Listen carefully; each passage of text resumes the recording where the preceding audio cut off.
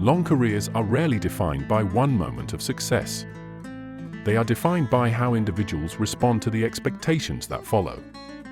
In Hollywood, those expectations can arrive quietly, long before an actor fully understands them. Jennifer Connelly entered the industry admired for her presence, but admiration can sometimes become a professional constraint. When audiences see beauty first, the question becomes whether they will ever see the craft behind it. For many performers, that perception shapes the rest of a career. Connelly's path reveals what happens when an artist works patiently to move beyond the image that first made her famous. This is not a story about scandal or celebrity mythology. It is a closer look at identity under pressure and the strategic decisions that shape longevity. If you appreciate thoughtful career analysis, consider subscribing for more reflections like this. Jennifer Connelly's first real turning point did not come simply from appearing in successful films. It came from the moment the industry began to reconsider what kind of performer she actually was. In Hollywood, perception often moves slower than talent. Once an actor is introduced to the public in a certain way, the system tends to reinforce that image.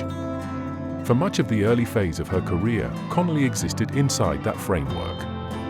She was visible, memorable, and widely recognized, yet the conversation around her rarely centered on craft. Within the industry of the late 1980s and early 1990s, this was not unusual. Hollywood had long relied on a formula that separated visual appeal from dramatic authority, particularly for young actresses. Studios understood how to market a face. They were less certain how to reposition that face once audiences had already formed an expectation. The challenge for someone in Connelly's position was therefore not simply finding work, but finding the kind of work that could reshape perception. The project that began to alter that trajectory was Requiem for a Dream.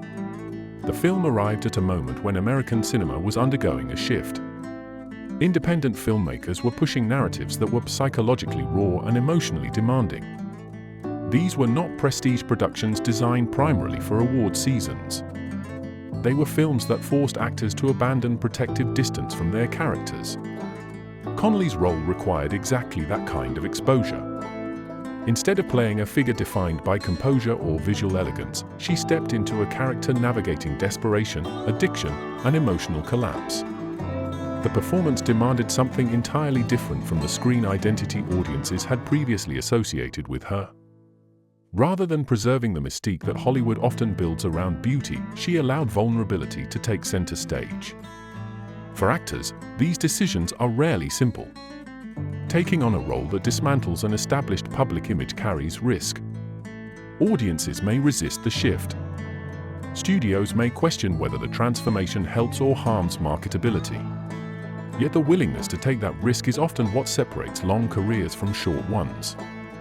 What Requiem for a Dream ultimately accomplished was not instant reinvention but a reframing of possibility. Industry observers began to see Connelly less as a symbol and more as a performer capable of psychological intensity. It created the conditions for the next pivotal step in her career. That step arrived with a beautiful mind. In this film, Connelly portrayed Alicia Nash, a role that required emotional restraint rather than visible breakdown. Where the earlier performance had exposed vulnerability, this one demanded steadiness and quiet resilience. The character existed not in dramatic spectacle but in the subtle endurance of living alongside mental illness. This contrast between the two performances is what made the breakthrough meaningful. Together, they demonstrated range. Hollywood often tests whether an actor can repeat a single successful note. What Connelly showed instead was that she could move between extremes, raw emotional exposure on one side and controlled emotional strength on the other. The Academy Award that followed did more than recognize a performance. It confirmed that the industry had begun to reconsider her professional identity. For an actor who had once been discussed primarily through appearance, the award marked a decisive shift in narrative. Craft had finally overtaken image. For viewers who have spent decades in their own professions, this moment may feel familiar. Sometimes the breakthrough in a career does not come from the first opportunity. It comes from the first moment others begin to see the full scope of what you were capable of all along. And as we continue examining Jennifer Connelly's career, the more interesting question becomes what happens after recognition finally arrives. If this kind of long-form analysis speaks to you, consider subscribing and joining the conversation as we explore the pressures that follow success. Recognition in Hollywood rarely brings relief. More often, it introduces a different kind of pressure, one that is quieter but far more persistent. After the success of A Beautiful Mind, Jennifer Connelly had achieved something many actors spend entire careers pursuing: formal recognition of her dramatic credibility. Yet the moment that validated her transformation also created a new set of expectations. When an actor wins an Academy Award, the industry begins watching closely, not simply to celebrate the achievement, but to see what comes next. In the early 2000s, Hollywood operated within a system that often treated awards as branding tools. Once an actor was associated with prestige, studios frequently expected them to continue producing performances that reinforced that narrative. The danger of such recognition is subtle. Instead of being confined by beauty or image, an actor can become confined by seriousness itself. Every new role is measured against the one that earned the award. For Connelly, this moment required careful navigation. She was no longer the performer the industry had underestimated years earlier. But neither was she fully free from the expectations created by success. Audiences now associated her with emotional depth and dramatic integrity, and the challenge became sustaining that reputation without becoming predictable. This is where the pressure of public perception becomes particularly visible. The entertainment industry thrives on simple narratives. A performer is either the rising star, the serious actor, the blockbuster lead, or the comeback story. These labels help audiences process careers quickly, but they rarely reflect the full complexity of artistic identity. Connelly's career after her Oscar illustrates how difficult it can be to operate within that environment while preserving autonomy. Instead of aggressively pursuing a string of high-profile prestige roles, she appeared in a mixture of projects that varied in scale and tone. Some films leaned toward independent storytelling, while others placed her within larger productions. What remained consistent was not the size of the project but the emotional credibility of the role she chose. From an industry perspective, this strategy may appear unusually restrained. Many actors respond to an award by accelerating their visibility, accepting numerous roles in an effort to extend the momentum. But momentum can be deceptive. Rapid visibility sometimes weakens the professional identity that the award originally validated. For professionals who have worked for decades in any field, this phase of a career often feels familiar. After reaching a milestone, whether it is a promotion, a major project, or public recognition, the pressure shifts from achieving success to sustaining it. Colleagues begin to watch more closely. Expectations rise. Every decision carries the weight of protecting the reputation that was just earned.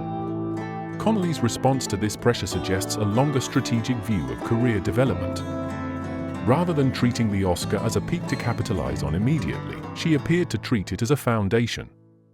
By maintaining a selective approach to projects, she allowed time for the industry's perception of her to stabilize. The goal was not simply to remain visible but to remain credible. This distinction matters more than it first appears. Hollywood often rewards visibility in the short term, but credibility is what sustains careers across decades. Connelly's choices during this period reveal a quiet resistance to the speed at which the industry prefers its success stories to unfold. And for audiences who have spent 20 or 30 years building their own professional paths, the lesson is recognizable. The most difficult phase of success is often the one that follows recognition, when the challenge is no longer proving your ability but protecting the integrity of it. In the next part of this analysis, we will look at how Connelly began adjusting her professional strategy to maintain longevity in an industry known for constant reinvention. If these deeper career reflections resonate with you, consider subscribing and continuing the conversation with us. Sustaining credibility after recognition requires something more deliberate than simply accepting new opportunities. It requires repositioning. In Jennifer Connelly's case, the years following her Academy Award gradually revealed a quiet but important strategic adjustment. She began shaping her career in a way that prioritized control over pace. In Hollywood, the period immediately after major success often becomes the most unstable phase of an actor's professional life. Studios extend offers quickly, agents push for visibility, and public attention encourages momentum. The assumption is that success must be maximized while attention remains high. Yet that acceleration can gradually transfer control of a career back to the machinery of the industry. Connelly's path moved in a different direction. Rather than allowing the Oscar to define a narrow professional lane, she diversified the kinds of projects she accepted. This did not mean abandoning mainstream cinema entirely. Instead, it meant maintaining a balance between visibility and artistic range. Some of her work during this period appeared in smaller films that prioritized character development over commercial spectacle. These projects rarely dominated headlines, but they allowed her to explore emotionally complex roles that reinforced her identity as a serious performer. At the same time, she remained visible enough within larger productions to avoid the professional invisibility that can sometimes accompany extended work in independent cinema. This balance is significant because it demonstrates an understanding of long-term positioning. Actors who rely exclusively on blockbuster films often lose the opportunity to demonstrate range, while those who retreat entirely into smaller productions can drift outside the industry's mainstream conversation. Connelly navigated a middle path, one that preserved credibility while maintaining relevance. For professionals with decades of experience in their own fields, this kind of strategic pacing may feel familiar. Early in a career, advancement is often defined by accumulation, more projects, more visibility, more recognition. Over time, however, the strategy shifts. Longevity becomes less about volume and more about choosing environments where one's abilities can continue to evolve. Another dimension of Connelly's repositioning involved the kinds of characters she portrayed. Instead of repeating the emotional framework that had earned her the Academy Award, she selected roles that varied in tone and narrative function. Some characters required quiet strength, others carried moral ambiguity, and still others functioned as stabilizing presences within larger ensemble casts. This approach subtly expanded the perception of her range without forcing dramatic reinvention. Hollywood often celebrates transformation in dramatic bursts, but sustainable careers frequently develop through smaller, more measured shifts in identity. By allowing each role to contribute incrementally to her reputation, Connelly avoided the cycle of extreme reinvention that can sometimes destabilize an actor's public image. Equally important was the way she managed visibility itself.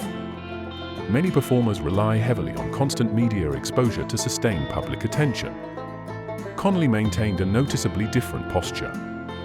Her public appearances remained tied primarily to professional work rather than to celebrity culture. This separation reinforced the idea that her identity in the industry was grounded in performance rather than personality. From the perspective of autonomy, this distinction matters. The more an actor's reputation depends on publicity, the more their career becomes dependent on maintaining that publicity. By limiting that dynamic, Connelly retained greater flexibility in choosing projects and pacing her career. Over time, these decisions accumulated into a recognizable pattern. Instead of chasing immediate momentum, she constructed a professional rhythm that allowed her to move between different types of work without compromising the credibility she had established. For a performer who once entered Hollywood defined largely by appearance, this repositioning represents a profound shift. Her career gradually became less about reacting to expectations and more about shaping the conditions under which those expectations were allowed to exist. Autonomy in a long career is not shaped only by professional choices. It is also shaped by the boundaries individuals create around their lives. For Jennifer Connelly, one of the most significant influences on her long-term trajectory has been the way she managed visibility while continuing to work within an industry that places enormous value on constant exposure. Hollywood has historically struggled with the idea of longevity for actresses. The industry often treats visibility as something closely tied to youth, which creates a quiet but persistent pressure on performers as they move through different stages of life. For many actors, this transition becomes one of the most difficult phases of a career. The public eye does not simply observe aging, it interprets it. What distinguishes Connelly's trajectory is that she never appeared to organize her professional decisions around resisting that reality. Instead, her career gradually evolved alongside it. Rather than competing within the narrow framework of youthful leading roles, she began to inhabit characters that reflected emotional maturity and narrative depth. This adjustment reflects an important strategic understanding of the industry. Sustaining relevance over decades rarely depends on preserving the same image indefinitely. It depends on allowing one's professional identity to evolve with time while maintaining continuity in credibility. As Connelly moved through the later phases of her career, the kinds of roles she accepted began to reflect that shift. Instead of performing within stories centered entirely on her character, she often appeared within ensemble narratives where emotional stability, experience, and perspective became central elements of the character itself. These roles did not rely on spectacle or dramatic reinvention. Instead, they relied on the quiet authority that comes with accumulated experience. From a professional standpoint, this represents an important repositioning. Actors who attempt to replicate the same career phase indefinitely often struggle to sustain relevance as the industry evolves around them. By contrast, performers who adapt their presence within stories, while preserving the qualities that audiences associate with them, tend to maintain stronger continuity across decades. For audiences in the United States who have spent 20 or 30 years within their own professions, this dynamic is deeply recognizable. Over time, the value individuals bring to their work often shifts. Early in a career, energy and discovery drive opportunity. Later, perspective, steadiness, and accumulated knowledge become the defining contributions. Connelly's screen presence gradually began reflecting that same progression. Her performances increasingly emphasized emotional composure rather than dramatic volatility. This shift did not diminish her relevance. Instead, it allowed her to occupy roles that required credibility rather than novelty. Another dimension of sustaining relevance involves the way a public figure engages with visibility itself. Connelly's public presence has remained measured, with interviews and appearances generally focused on the work rather than on personal narrative. In an industry where celebrity culture often merges professional identity with constant personal exposure, this approach preserved a clear separation between the two. That separation matters because it protects longevity. When public identity becomes too closely tied to personal visibility, relevance can fade as quickly as attention shifts. When identity remains anchored to the work itself, careers tend to move at a steadier pace. The result of these combined decisions is a career that appears less driven by dramatic reinvention and more by gradual recalibration. Rather than attempting to resist the natural passage of time within the public eye, Connelly allowed her professional presence to mature in parallel with it. For an industry often characterized by sudden rises and equally sudden disappearances, that kind of steady evolution is rare. It suggests that sustaining relevance in Hollywood is not necessarily about remaining unchanged, but about adapting one's professional identity in ways that remain consistent with the qualities that first established credibility. Seen across the full arc of her career, Jennifer Connelly's trajectory offers a useful case study in how success is managed rather than simply achieved. Hollywood often frames success as a single moment, a breakout role, a major award, a box office triumph. Yet long careers rarely operate that way. They are sustained through a sequence of adjustments that gradually reshape how a performer is positioned within the industry. Connelly's path illustrates how that process unfolds when recognition, autonomy, and relevance are carefully balanced over time. Managing success, in her case, meant resisting the pressure to convert recognition into immediate expansion. After A Beautiful Mind, she could easily have pursued a rapid sequence of high-visibility roles designed to extend the momentum of an Oscar win. Many actors follow that route because the industry encourages it. Visibility attracts opportunity, and opportunity can appear to validate success. Yet this acceleration can also narrow a career by tying it too tightly to the expectations created by a single moment of acclaim. Connelly's approach suggested a different interpretation of success, one where recognition functions less as a peak to exploit and more as a foundation to build from gradually. Protecting autonomy requires a similar form of patience. In Hollywood, autonomy is rarely granted outright. It tends to emerge slowly as performers demonstrate that they can shape their own professional trajectory without losing credibility. By moving between projects of different scales and avoiding dependence on constant publicity, Connelly maintained a degree of independence that many actors struggle to achieve. Her career decisions indicate a consistent effort to ensure that the pace and direction of her work remained under her control rather than dictated entirely by industry cycles. Sustaining relevance across decades presents an even more complicated challenge. Entertainment industries evolve rapidly, and the conditions that create opportunity in one decade rarely remain stable in the next. The actors who maintain continuity are often those who allow their professional identities to evolve alongside the changing landscape. Connelly's later roles demonstrate how a performer can remain visible while embracing a different phase of artistic presence. Instead of competing for the same kind of roles that defined earlier stages of her career, she gradually transitioned into parts that relied on maturity, emotional authority, and narrative stability. For audiences who have spent 20 or 30 years building their own careers, these patterns resonate far beyond Hollywood. Professional life rarely unfolds as a straight line of upward momentum. More often it resembles a series of recalibrations in which individuals adjust to new expectations, new environments, and new understandings of their own capabilities.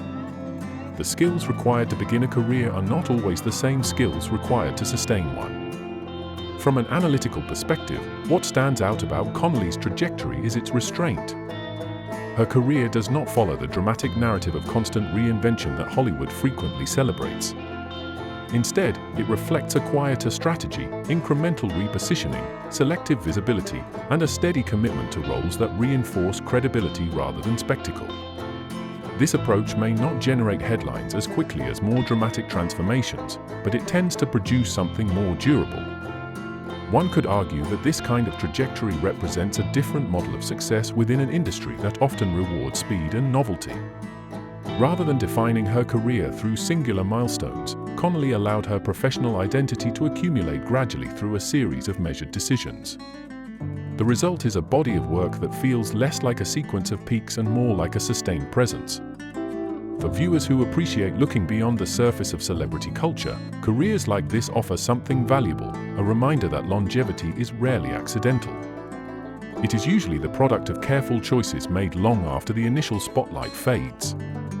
If these deeper explorations of Hollywood careers and long-term professional identity resonate with you, consider subscribing and joining us for future analyses.